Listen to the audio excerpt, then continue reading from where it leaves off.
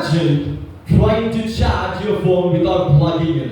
और आप ऐसे कल्पना करें कि आप अपने फोन को बिना चार्जर के चार्ज करने की कोशिश कर रहे हैं। No matter how many times you try, it will never get charged. और भले आप कितने भी बार उसके लिए आप प्रयास करें, वो चार्ज नहीं होगा।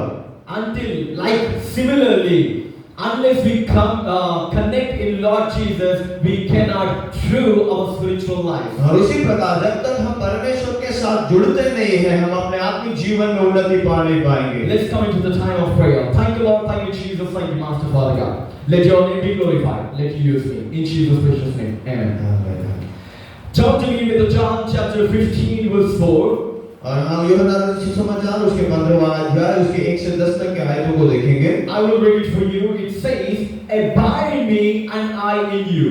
As a branch cannot bear the fruit of itself except it abide in the vine, no more can you except you abide in me." और उसके चौथे फोर्थ वर्सेस में हम देखते हैं कि वहाँ ये लिखा गया है कि तुम मुझ में बने रहो और मैं तुझ में, जो जैसे डाली यदि डाली दाखलता में बनी रहती है तो अपने आप से नहीं फलती सकती। And when we see the scripture, through the scripture, I want to entitle my sermon as "Abide to Abide." और इस वचन के साथ मैं अपने प्रचार का शीर्षक ऐसा देना चाहूँगा कि परमेश्वर में हम भले रहने के लिए बने रहें। And it is the scripture is said by Lord Jesus. और ये यीशु मसीह के द्वारा कहा गया है। And it is written by John the disciple.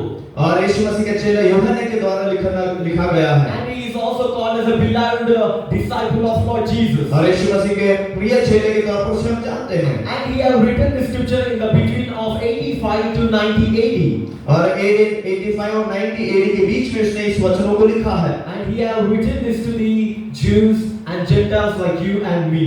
और उसने यहूदियों के लिए और जातियों के लिए और हम सब के लिए उसने ये वचन लिखा है। To show that Jesus is the Lord, Jesus is the Son of God. और कि ये दिखाने के लिए कि वो परमेश्वर है और परमेश्वर का पुत्र है। When we see this John chapter 15, और जब हम यूहन्ना उसके 15वां अध्याय को देखते हैं, when we see that the background, like Jesus is saying this word in the time of the Last Supper. और यीशु मसीह के जो वचन को कहता है कि इस पृष्ठभूमि में कि जब वो लास्ट में अपने प्रभु भोज को ले रहे थे। And it is before the crucifixion of Jesus. और यीशु मसीह के क्रूस पर मारे जाने के पहले है ये। And now Jesus is having a crucial time to impart some teachings to his disciples. और यीशु मसीह के पास अभी ये अहम समय है कि जहाँ कुछ ऐसे शिक्षाओं को अपने चेलों को सिखाए। And so here Jesus is coming with a metaphor, says, "I am the true vine, you are the branch." और यहाँ यीशु मसीह को रूपक के साथ उन्हें समझाना चाहता है कि मैं सच्ची दाखलता हूँ और तुम ढालियाँ हो। In contrast to Israel's failure to bear the fruit. और यहाँ ये इस्राएल की उस असफलता को दिखाता है कि वो कैसे फलवंत नहीं हो पाए। And so Jesus here says like, "I am the true vine and you are the branches." और यीशु मसीह कहता है कि मैं सच्ची दाखलता हूँ और आप ढालियाँ हैं। And when we come to the verse 4, और जब हम उसके छठे आयत में आते हैं, it says, "Abide in me and I in you."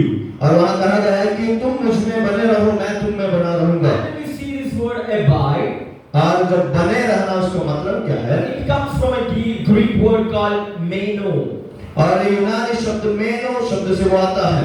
And it means like to continue, to stay or to remain. और इसका मतलब है कि बना रहना, किसी चीज में लगातार जारी रहना, ये सब उसका मतलब है। When you see a vine, और जब आप एक दाखलता को देखते हैं, and the vine is the branches are connected to the vine. और उसके डालियां जो होती है उससे लगी रहती है। When you see deeply about this branches and vine relationship, और जब हम उसके डालियों और उस दाखलता के रिश्ते के बारे में देखते हैं, the branches cannot live without the vine.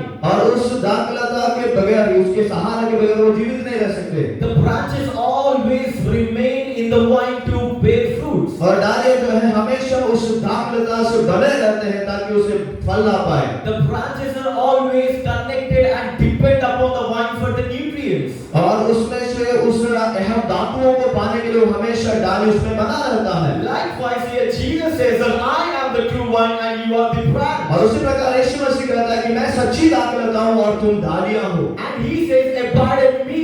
और इसलिए कहता है कि मुझ में बने रहो, And then you will be fruitful. और तब तुम फलवंत हो पाओगे। And here Jesus is expecting an intimate relationship with you. और यीशु मसीह ये चाहता है कि आपके साथ एक सही और गहरा संबंध बना पाए। He wants an ongoing connection and a relationship with you. और आपके साथ लगातार जारी रहने वाला एक संबंध बनाना चाहता है। And here Christ don't want a relationship, but he is expecting a relationship. और यहाँ कोई धर्म के संबंध को नहीं परंतु एक रिश्ते को बनाना चाहता है। And when you see a relationship, they focus on the rituals, traditions, and all kind of things. और जब हम धर्म के रिश्तों के बारे में देखते हैं तो हर प्रकार के रीति रिवाजों के ऊपर ज्यादा ध्यान देते हैं। But when you go to the relationship, जब हम किसी एक रिश्ते में जाते हैं, and it is a heartfelt connection, और वो मन से उत्पन्न होने वाला रिश्ता होता है, and that is what Jesus is expecting from you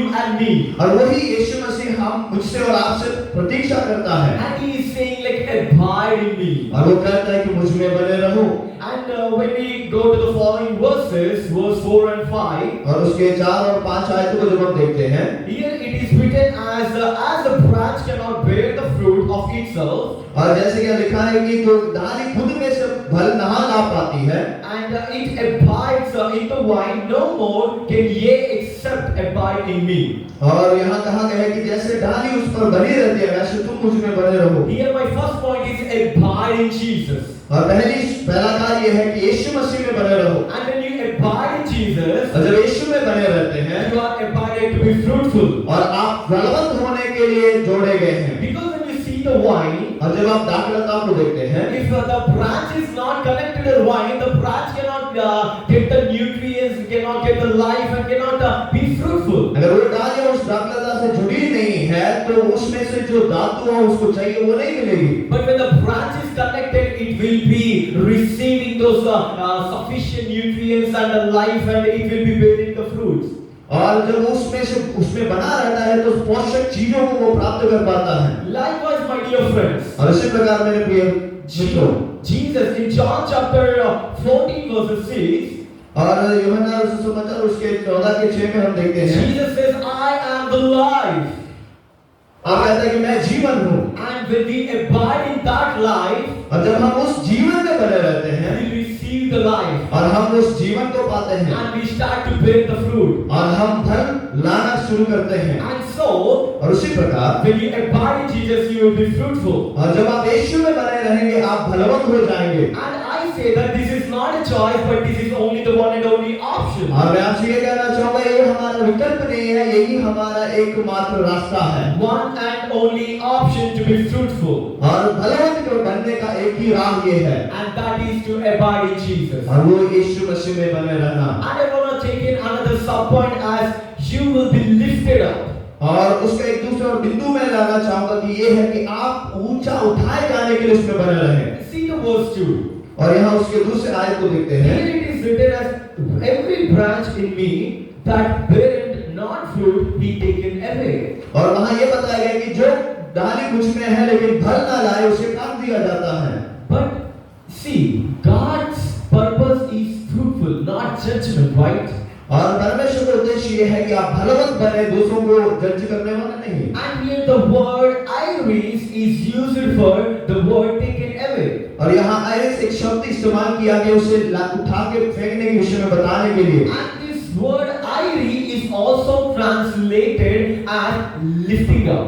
और उसी शब्द को दूसरी परिभाषा में ऊंचा उठाया जाना भी बताया जाता है। See, when you see a vine, और जब आप एक दाखलता को देखते हैं, and if a branch fell down, और उसमें से अगर एक डाली गिर जाती है, कट जाती है, and if it is not fruitful, it is unable to bear the fruit. और वो जो है फल ला नहीं पाएगी। And the vine dresser has the focus special attention on the one branch that it is not fruitful.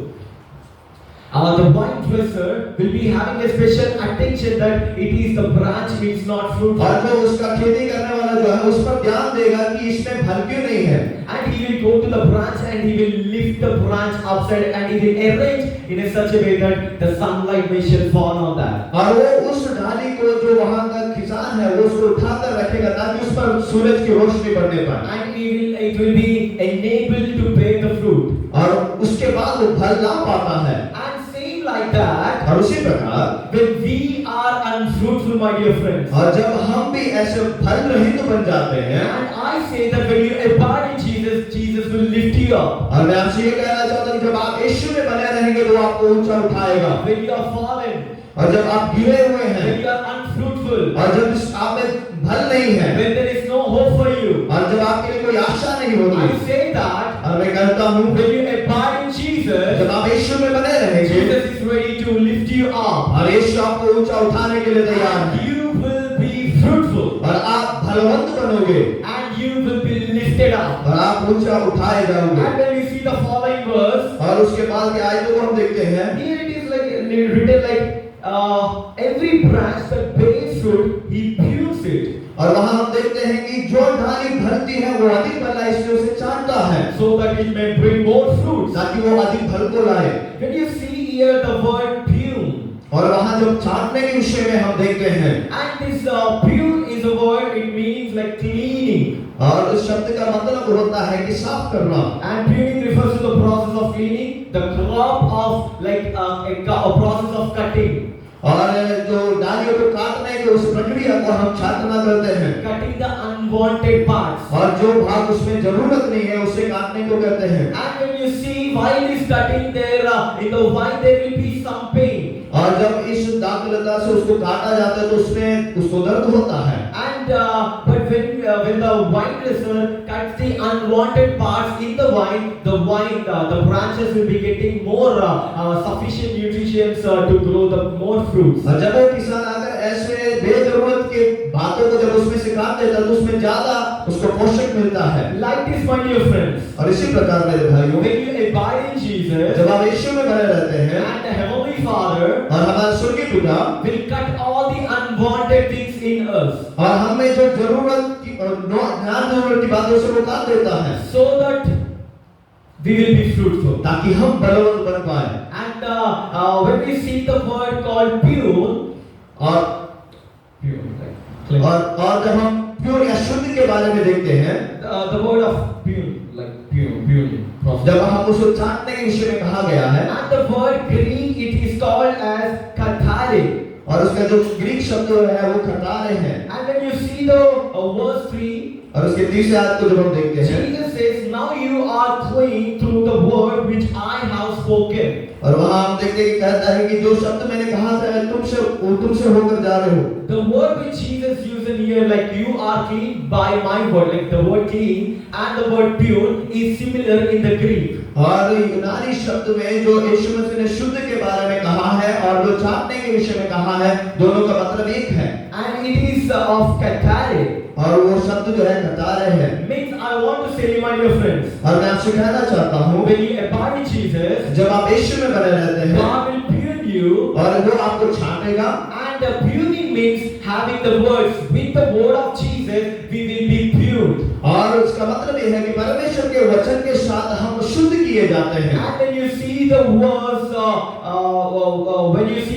7, और उसके सातवें आयत को जब हम देखते हैं, it is written like, "Yea, abide in me, and my words abide in you. Ye shall ask whatever, and it shall be done unto you." और वहाँ ये बताया कि अगर तुम उसमें बने रहोगे और मैं जब तुम्हें बना रहूंगा, जो कुछ तुम मांगोगे वो तुम्हें दिया जाएगा। And when we see here very carefully, और यहाँ हम बड़े ध्यान से देखते हैं, here Jesus says, "If you abide in me, and my words abide in you." और यीशु कहता है कि अगर तुम मुझ में बने रहे और मेरा वचन तुम में बने रहे, Here the words which Jesus is mentioning is, और यहाँ यीशु जो शब्द कहता है means about the teachings of Jesus. यानी कि यीशु मसीह की शिक्षाओं के विषय में है। Jesus is saying about the words which Jesus has spoken, और यीशु ने जो शब्द या बातें कही उसके विषय में कह रहा है, the commands of Jesus. और उसके आज्ञाओं के बारे में कह रहा है। And when we abide in Jesus, this all things, the words of Jesus becomes closer to us. और जब हम उसमें बने रहते हैं कि ये सारे वचन हमारे करीब आ जाता है। And here I want to make the second point, और दूसरा बिंदु मैं यहाँ बनाना चाहता हूँ, as abided in the word. और परमेश्वर के वचन में बने रहना। When we abide in Jesus, और जब हम यीशु में बने रहते the हैं words abide in us. और परमेश्वर का वचन हम में बना रहता है, When we come closer to Jesus, जब हम यीशु मसीह के निकट आते हैं, Jesus' teachings, और यीशु मसीह की शिक्षाएं teaching Jesus' commandments, और उसकी आज्ञाएं things become closer to us. और वो सब हमारे करीब आ जाता And है। when you see the following verse, he says like, ask whatever and it shall be done. और आगे के वचनों में बताया गया है कि जो कुछ तुम मांगो वो तुम्हें दिया जाएगा। And here people have some people think in another way. और यहाँ कुछ लोग दूसरे तरीके से इसे समझते हैं। Ask whatever means they think whatever.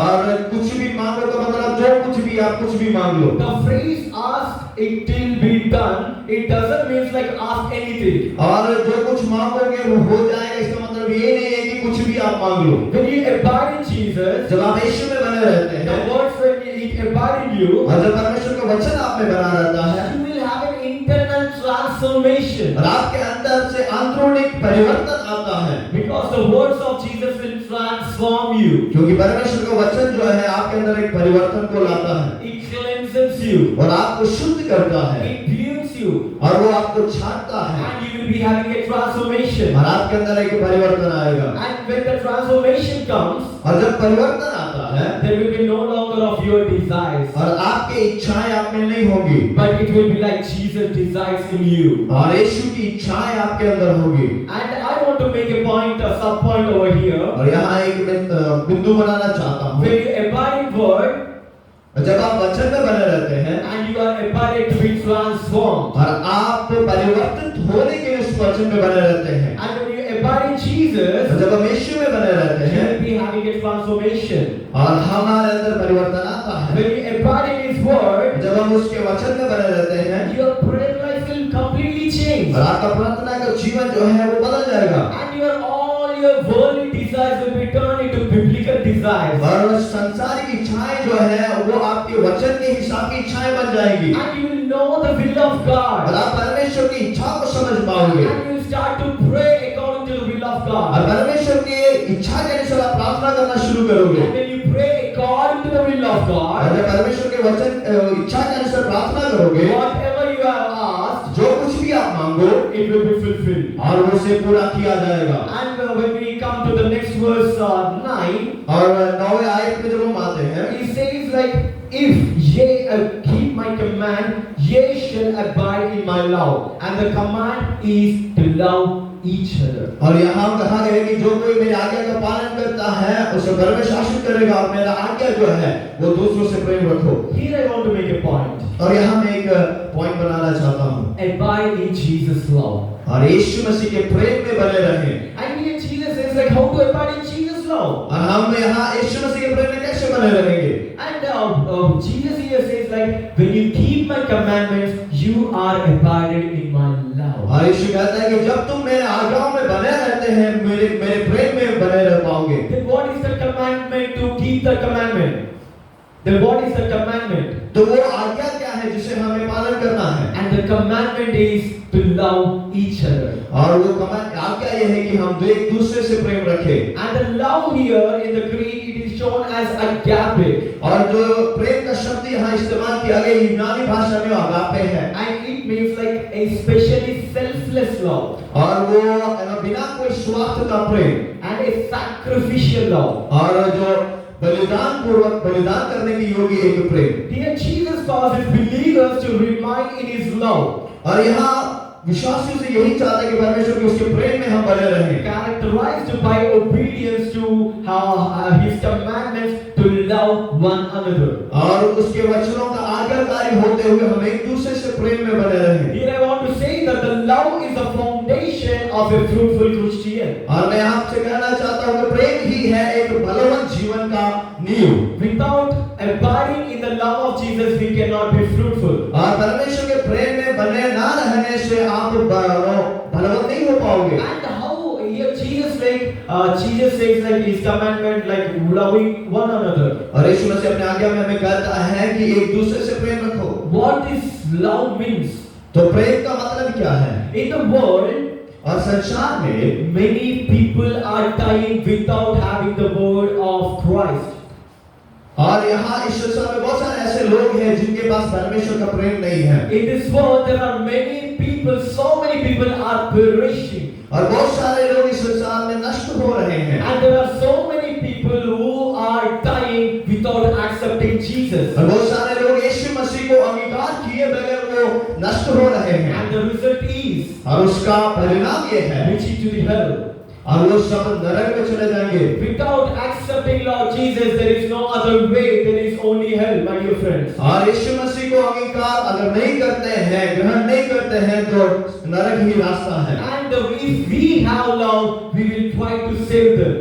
अगर हमारे अंदर प्रेम है तो हम उन्हें भी बचाने की कोशिश करेंगे। And I say that, और मैं कहता हूँ, my dear friends, मेरे प्रिय मित्रों, let's go to the nations and let's preach the word of God and let's save the people. Let's save them from the hell to the heaven. और हमारे अलग देशों में जातियों के बीच में जाए सुसमाचार को सुनाए और उन्हें ये स्वर्ग की ओर ले आए। We preach gospel और हम सुसमाचार का प्रचार करते हैं because we love each other. क्योंकि हम एक दूसरे से प्रेम करते There हैं। are so many people, my dear friends, in the world around. और इस संसार में बहुत सारे लोग हैं They are perishing.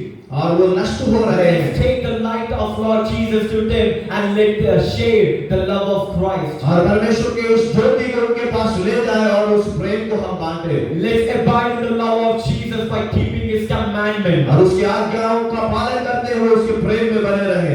And my dear friends, और मेरे प्रिय मित्रों, let's abide in the love of Jesus. और यीशु मसीह के प्रेम में बने रहे। Here I want to conclude my sermon और मैं अपने इस प्रचार को संक्षिप्त करना चाहता by हूँ saying my conclusion words. और मेरे इन शब्दों के द्वारा। First we have seen that और पहले हमने ये देखा, when we abide in Jesus, जब हम यीशु में बने रहते the हैं, first point, when we abide in Jesus, और पहला बिंदु जब हम यीशु में बने रहते हैं, we will be cleaned. और हम शुद्ध किए जाते We हैं, will be pure. और हमें छाता जाता है, We will be lifted up. और हमें ऊंचा उठाया जाता We है, will be fruitful. और हम फलवंत हो जाते हैं। And here you can see the progress of fruitfulness. और यहाँ फलवंत होने की उस प्रक्रिया को देखते हैं। And secondly, we have seen to abide in Jesus' commandment. और दूसरा बात हमने देखा कि यीशु मसीह की आज्ञाओं में बना रहना, To abide in Jesus' word. और उसके शब्दों में, वचनों में बने रहना। And when we abide in Jesus' word, और जब हम यीशु के वचनों में बने रहते we हैं, have seen that we are abided to be transformed. और हम परिवर्तित होने के लिए उसमें बने रहते हैं, And we will be having an internal transformation. और अंदरूनी तौर पर हमारे अंदर परिवर्तन आता है। Our desires will never remain, it will not remain, but biblical desires will be in us. और हमारी इच्छाएं संसारी तौर पर नहीं होगी, परमेश्वर के हिसाब से होगी। And with the biblical desires, with the God's will, when we ask anything, God will fulfill that. और उस परमेश्वर की इच्छा के अनुसार जो कुछ भी हम मांगे वो पूरा किया जाएगा। And then we have seen that abiding in Jesus as the third point. और हमने देखा कि परमेश्वर के प्रेम में बने रहना तीसरा बिंदु हमने देखा। And abiding in Jesus' love means और यीशु मसीह के प्रेम में बने रहने का मतलब following His command as loving each other. और एक दूसरे से प्रेम करना। Loving each other means there are so many people who are perishing, my dear friends. और मेरे प्रिय मित्रों, बहुत सारे ऐसे लोग हैं जो नष्ट हो रहे हैं, And we preach gospel, and through that we share the love. और उनके सामने प्रचार करने से, सुसमाचार सुनाने से प्रेम शेयर करते हैं। And this day, let's take a decision, my dear friends, और इस दिन हम एक निर्णय को लें that we will be abiding in Jesus. कि आप यीशु मसीह में बने We रहेंगे, will be abiding in the word of Jesus. और परमेश्वर के वचन में बने We रहेंगे, will be abiding in the love of और Jesus. यीशु के प्रेम में हम बने रहेंगे, And we will be abided to be abide. और बने रहने के लिए हम बने रहेंगे। Hallelujah. Hallelujah. My dear friends, और मेरे प्रिय मित्रों, let's catch this word. और इन सब वचनों को अपने पास ले ले, Let's hold this word. और इन वचनों को अपने पास रख ले, And let's remain in Jesus. और यीशु मसीह के साथ बने रहे। Thank you and praise the Lord. और धन्यवाद और परमेश्वर के नाम की महिमा।